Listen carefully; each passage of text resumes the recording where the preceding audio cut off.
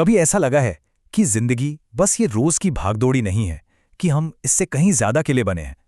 आज हम एक ऐसी ही कहानी की बात करने वाले हैं, रिचर्ड बाक की क्लासिक जॉनथन लिविंगस्टन सीगल। अब ये सिर्फ एक पक्षी की कहानी नहीं है, बिल्कुल नहीं।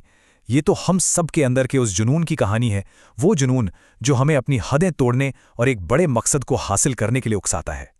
तो कहानी की शुरुआत होती है एक आम से सीगल के झुंड से। इनके लिए जिंदगी का मतलब बस एक ही है, पेट भरना। हर सुबह सूरज उगता है और खाने के लिए एक कभी न खत्म होने वाली जद्दोजहद शुरू हो जाती है।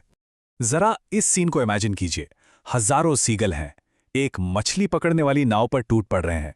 खाने के एक एक निवाले के लिए चीख पुकार, लड़ाई झगड़ा, बस यही है उनकी दुनिया। किसी भी कीमत पर बस जिंदा रहना। लेकिन इस सारी भीड़ भाड़ और शोर शराबे से बहुत दूर एक सीगल अकेला था, जॉनथन लिविंगस्टन। वो खाने के लिए नहीं उड़ रहा था, नहीं, वो तो उड़ान की कला को परफेक्शन तक ले जाना चाहता था। उसके लिए पंख सिर्फ यहां से वहां जाने का कोई टूल नहीं थे, नहीं, वो तो आज़ादी को समझने का, उसे महसूस करने का एक जरिया थे। पर होता क्या है जब कोई भीड़ से अलग सोचता है? समाज उसे इतनी आसानी से एक्सेप्ट नहीं करता, है ना? जॉनथन का यही जुनून, उड़ान के लिए उसका यह प्यार, उसे अपने ही झुंड के बीच एक अजनबी बना देता है, एक आउटकास्ट।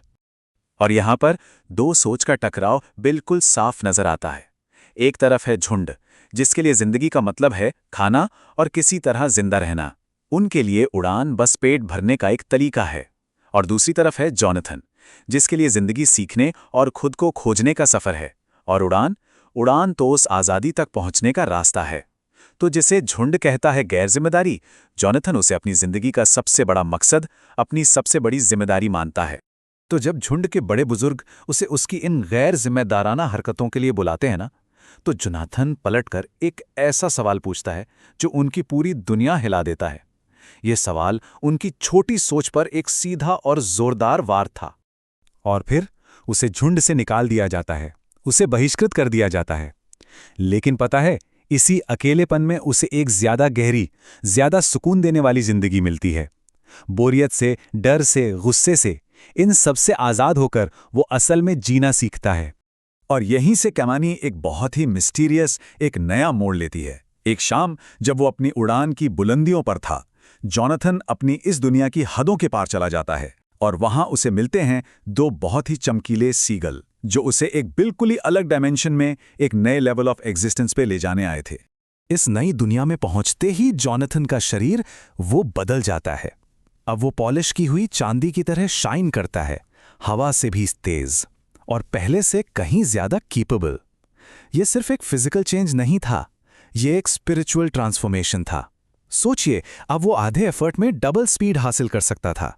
इस नई जगह पर जॉनथन को नए मेंटोर्स मिलते हैं, खास तौर पर एक बुजुर्ग सीगल जिसका नाम है चियांग।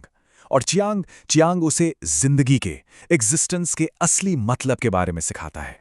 चियांग का पहला सबक ही माइंड ब्लोइंग है, सच में। वो कहता है, अगर विचार जितनी तेजी से उड़ना है, कहीं भी पहुंचना है, तो शुरुआत ये जानकर करनी होगी कि तुम वहां पहले से ही पहुंच चुके हो।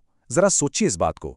ये सबक तो फिजिकल लिमिटेशंस के पूरे आइडिया को ही चैलेंज कर देता है। तो चियांग की कोर फिलॉसफी क्या है?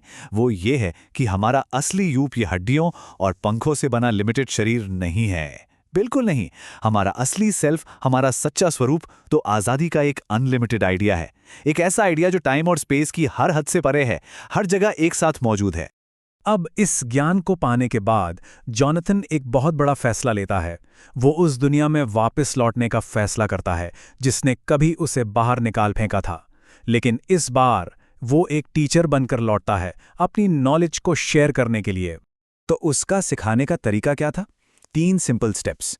स्टेप 1, ये समझो कि एक सीगल आज़ादी का एक लिमिटलेस आइडिया है। स्टेप 2, हर उस चीज को किनारे रख दो जो तुम्हें लिमिट करती है। और स्टेप 3, अपनी असली नेचर को एक्सप्रेस करने के लिए परफेक्ट फ्लाइंग की प्रैक्टिस करो।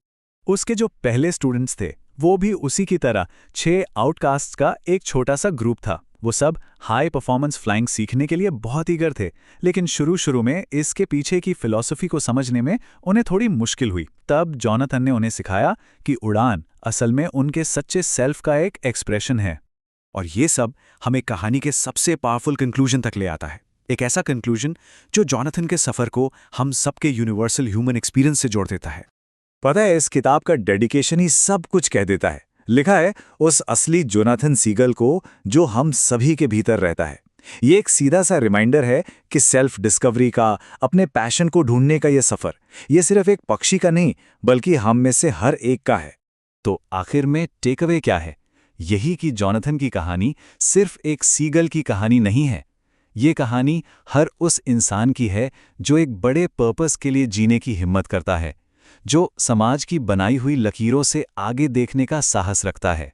और ये कहानी हमें एक बहुत ज़रूरी सवाल के साथ छोड़ जाती है कि हमारी अपनी उड़ान कैसी दिखती है। वो कौन सा जुनून है, वो कौन सा मकसद है जो हमें हमारी अपनी सीमाओं के पार जाने के लिए इंस्पायर करता है। इस सवाल पर ज़रूर सोचिएगा।